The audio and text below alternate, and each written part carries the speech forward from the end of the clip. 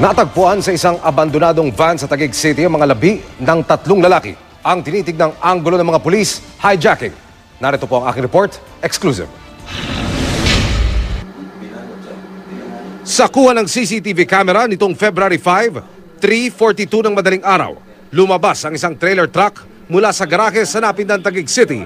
Karga ang kulang sa 3,000 piraso ng mga bakal na nagkakahalaga ng milyong-milyong piso. I-deliver sana ang kargamento sa San Pablo, Laguna, pero matapos itong makuna ng CCTV video palabas, naglaho ang trailer truck at ang mga sakay nito. Itong truck ng Kapasco is lumabas sa compound ng around 3:40 a.m.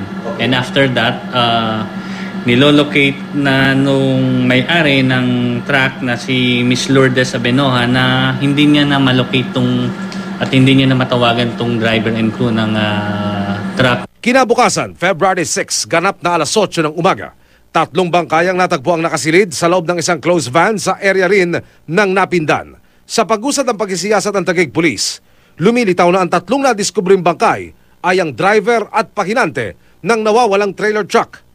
Dumating ang kanilang mga kaanak at kinilala nila sa pulisya mga biktimang sina Fremar Dumo, 39 anyos driver, Junifer Garcia, 37 anyos pahinante, at Crisanto Tanggalin, 35 anyos helper. Ayon sa Taguig Police, isa ang pinagtutuunan ng investigasyon nila ngayon.